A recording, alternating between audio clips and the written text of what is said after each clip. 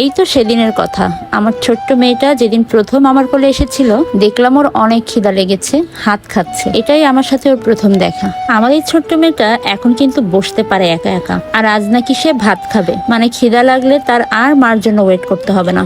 তাই ভাবলাম তার জন্য ছোটখাটো কিছু আয়োজন করি। সেই সাথে ইচ্ছে হলো মেয়েকে একটু সোনার প্লেটে ভাত খাওয়াবো। আর তাই তো মেয়ের জন্য নিয়ে এলাম সোনার থালা, বাটি, চামচ আর গ্লাস। বাই দ্য ওয়ে, সোনার মতো দেখতে হলো, এটা কিন্তু পিতলের সেট। আর আজকে কিন্তু আপনাদের ইয়ানা পাখির মুখে ভাতে ইয়ানা পাখি কি কি খেয়েছে, কি পড়েছে, সবকিছুই থাকছে আজকের ভিডিওতে।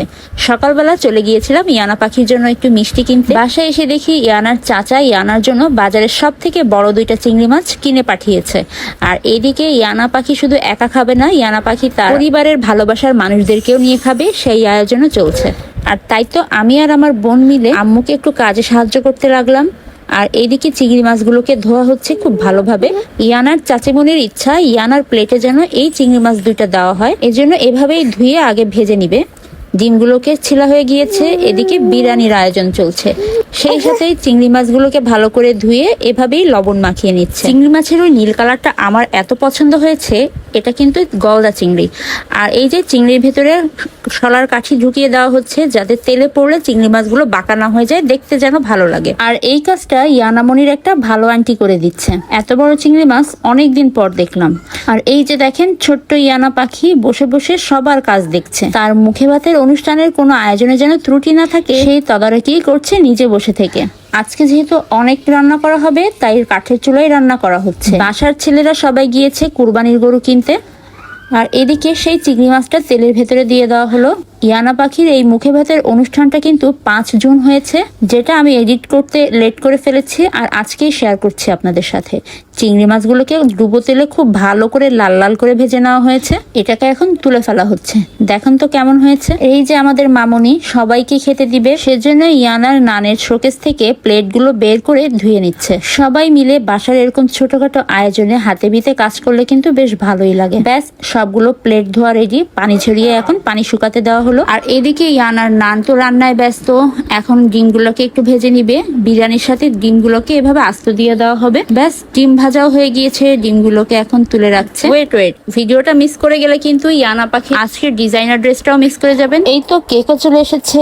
ইয়ানার ভাইয়া, আপু সবাই মিলে ইয়ানার জন্য সুন্দর সুন্দর কালারফুল বেলুন ফুলাচ্ছে। আর এই বেলুনগুলো মূলত বাচ্চাদের জন্যই আনা। ওরা এই ফুলাবে, মজা করবে, এটার জন্যই আমার আনা। মূলত বাচ্চাদের এই আয়োজনে বাচ্চারা আনন্দ করবে না তো কারা করবে। এই যে গ্লাসগুলো ফাইনালি ধুয়ে ফেললো। আর আমি একটু গিয়েছিলাম রান্না করতে। আম্মু এই ফাঁকে নামাজ পড়তে গিয়েছিল।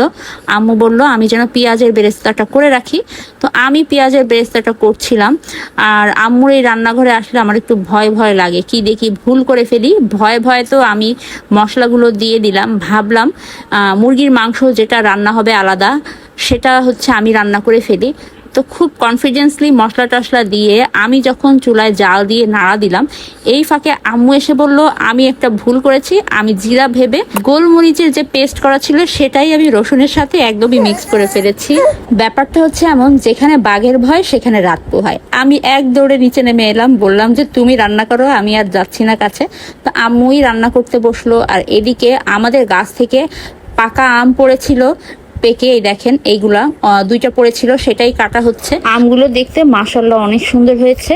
এই তো বাচ্চারা অনেকটা বেলুন ফুলিয়েছে। আমি তো ভেবেছিলাম ওরা হয়তো সবগুলো পারবে না, কারণ এখানে 100 পিস বেলুন ছিল। তো দেখি না, ওরা সবগুলো ফুলিয়ে ফেলেছে। আর এদিকে আমি আমগুলো টেস্ট করছিলাম, আমি আর ভাবি। আর ইয়ানা তো ইয়ানার মামনি, ভালো আন্টি, ইয়ানার মামা সবার কোলে কোলে ঘুরে ঘুরে বেড়াচ্ছে, খুব মজা পাচ্ছে। বাসায় তো এরকম সুযোগ হয় না। আর এদিকে ইয়ানা পাখির আরো একটা নানু আপু এসেছে, ইয়ানার জন্য অনেক কিছু কিনে নিয়ে এসেছে। এই যে দেখছেন মিষ্টি কিনেছে। আর সেই সাথে মিষ্টি দেখে আমি একটু খেয়ে নিলাম। খুলনার মিষ্টি আমার কাছে অনেক ভালো লাগে, তো মিষ্টিগুলো অনেক মজা ছিল। সেই সাথে ইয়ানার মামনি ইয়ানার জন্য একটা মামপট নিয়ে এসেছে। অনেক ধরনের ফল নিয়ে এসেছে ইয়ানার সামনে দেওয়ার জন্য। আর এদিকে ইয়ানার নানি ইয়ানার ঈদের ড্রেসগুলো ধুয়ে রেখেছিল, সেগুলোই আমি ভাঁজ দিয়ে রেখে দিচ্ছিলাম। হ্যাঁ, ইয়ানা পাখি কিন্তু তার ভাই বোনদের জন্য ঈদের গিফট দিবে আজকে। এগুলো আমি বের করে রাখি, তা না হলে ভুলে যাব আবার। এই তো সবকিছু বের করে রাখলাম। আর ইয়ানার ঈদের ড্রেসগুলো ঢুকিয়ে রাখলাম। আর এই যে গাছ পাকা কলা দেখছেন, এগুলো এগুলোকে এখন পিউরি করা হবে, ইয়ানা সেটাই খাবে। তো ইয়ানার দাদিরা আসতে অনেক লেট করেছিল, এই জন্য ইয়ানা তাদের সাথে ঝগড়া করছে। ইয়ানার ছোট দাদিকে চুল ধরে বলছে কেন লেট করে এসেছো। তো এই তো সন্ধ্যা হয়ে গিয়েছে, গরুও চলে এসেছে আমাদের কুরবানির। তো আম্মু চেষ্টা করেছিল কুরবানির গরু আসার আগে রান্না করতে, তো চুলায় কিন্তু অলরেডি বিরিয়ানির হাঁড়িটা আছে। গরুটা অনেক ছুটাছুটি শুরু করেছিল, উঠানে একটা লাইটও লাগিয়ে দেওয়া হলো, পুরো উঠানটা আলো আলো হয়ে গেছে। সকালে কিনে এনেছিলাম মিষ্টি, সেই মিষ্টিগুলো দিয়েই একটা প্লেটে সাজিয়ে নিচ্ছি, ওর সামনে দিব এজন্য। তা আমি বনফুল থেকে এই মিষ্টিগুলো এনেছিলাম, বেশ রং বেরঙের মিষ্টি পেয়েছিলাম ওখানে। আর এই তো আমার শখের সোনার প্লেট, মানে পিতলের প্লেট। এই প্লেটেই এখন ইয়ানার জন্য খাবারগুলো সাজানো হবে। তো পিতলের বাটিটাতে আমি হচ্ছে 2টা কলা দিয়ে একটু পিউরি বানিয়ে নিচ্ছি। আর এই তো প্লেটে আমি একটু ভাত সাজিয়ে নিব। তো এখানে আমি একটা বাটিতে সুন্দর করে ভাত শেপ দিয়ে নিলাম, সাথে কিছু সবজি এবং বড় একটা ইলিশ মাছ, সবকিছু দিয়ে আমি প্লেটগুলোকে সুন্দর করে সাজিয়ে নিলাম। ইয়ানা পাখির আয়ান ভাইয়া, দাদা ভাই সবাই কাজে হেল্প করছে। এই ফাঁকে আমি, সাথী আপু, আয়ান, আরহান সবাই রেডি হয়ে নিলাম। এক এক করে সবকিছু এনে টেবিলটা সাজাতে লাগলাম। অনেকদিন ধরে ইচ্ছা ছিল যে ইয়ানাকে তার মুখে ভাতের অনুষ্ঠানে একটু শাড়ি পরাবো, আর আমিও একইভাবে ম্যাচিং করে শাড়ি পরবো। তো আমরা শাড়ি পরবো দেখে ইয়ানার ভাইয়ারাও কিন্তু পাঞ্জাবি পরে রেডি। এই তো আমাদের টেবিল কিন্তু সাজানো শেষ, দেখেন কতটা সুন্দর করে সাজিয়েছে ইয়ানার ভাইয়ারা টেবিলটা। কিন্তু আসল মানুষ কোথায়? এই যে আপনাদের আসল মানুষ, সেও কিন্তু সুন্দর শাড়ি পরেছে মার সাথে ম্যাচিং করে করে, এখন কিন্তু গয়না পরবে। এই তো ইয়ানার চেনটা পরিয়ে দিলাম, হাতে চুড়ি পরিয়ে দিলাম, সব কিছু পরে ইয়ানা এখন রেডি। ইয়ানা এখন চলে যাবে মুখে ভাতের অনুষ্ঠানে। দেখেন তো ইয়ানা পাখিকে কেমন লাগছে।